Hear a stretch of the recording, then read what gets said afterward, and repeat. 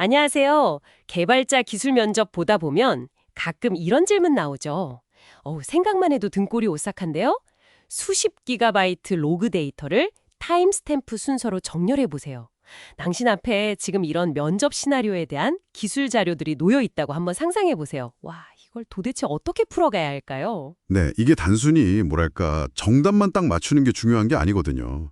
이 자료들을 보면서 어떤 알고리즘이 왜 더 적합한지, 또 뭐 실시간 같은 다른 조건이 붙으면 어떻게 접근해야 하는지 그 핵심 논리를 파악하는 게 중요합니다. 면접관이 당신의 어떤 사고 과정을 보고 싶어 하는지 그걸 한번 같이 들여다보죠. 수십 기가바이트 로그. 일단 가장 먼저 딱 떠오르는 제약은 역시 메모리 아니겠어요? 그쵸. 이 방대한 데이터를 한 번에 메모리에 올릴 수는 없을 테니까요. 여기서 뭔가 실마리를 찾아야 할 것 같은데요. 맞습니다. 여기서 이제 핵심 개념이 바로 외부 정렬, external sort입니다. 그러니까 메모리 용량을 훌쩍 넘어서는 데이터를 디스크 같은 보조 기억 장치를 써서 정렬하는 방식인 거죠. 이럴 때 아주 효과적인 알고리즘 중 하나가 병합 정렬, 그 merge sort입니다. 데이터를 일단 메모리에 올릴 수 있을 만큼 작은 덩어리, 보통 청크라고 부르죠. 그걸로 나눠서 각각 정렬하고 나중에 그 정렬된 청크들을 다시 합치는 방식이에요.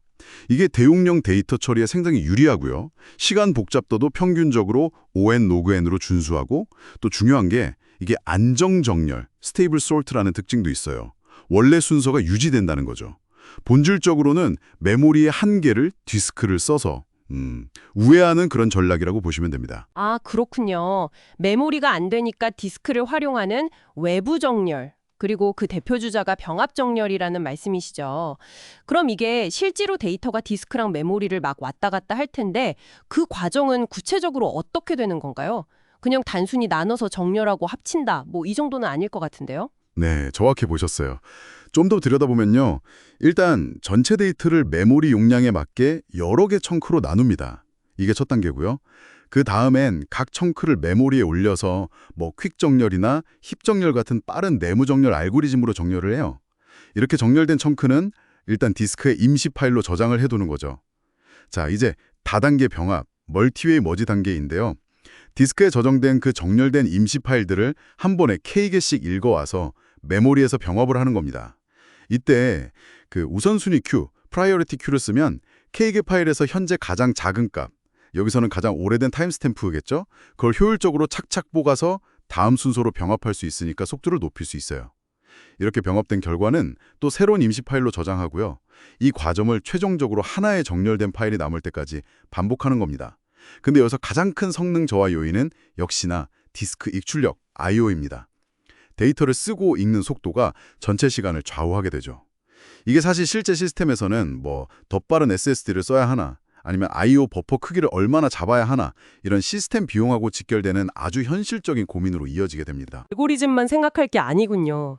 자, 여기서 면접관이 약간 질문을 비틀 수도 있겠네요.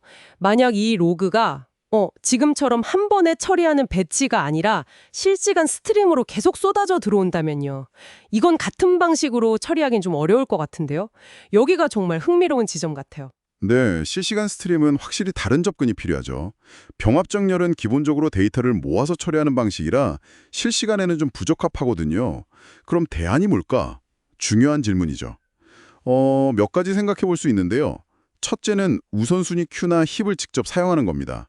데이터가 들어올 때마다 큐에 넣고 뭐 필요할 때 가장 오래된 로그처럼 우선순위 높은 데이터를 바로바로 꺼내 쓰는 거죠.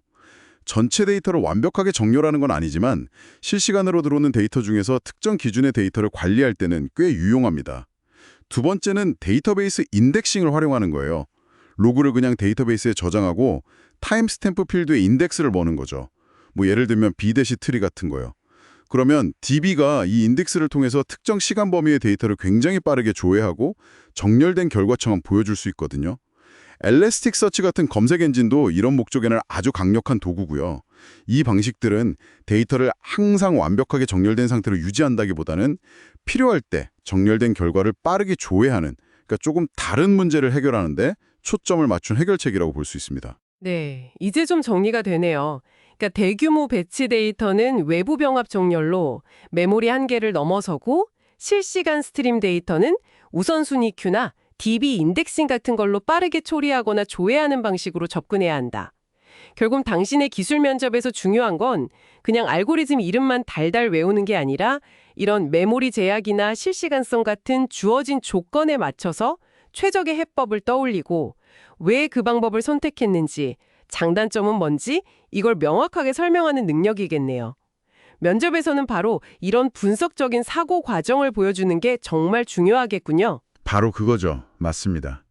마지막으로 당신이 면접 준비를 넘어서서 좀 더 탐구해 볼 만한 질문을 하나 던져볼게요.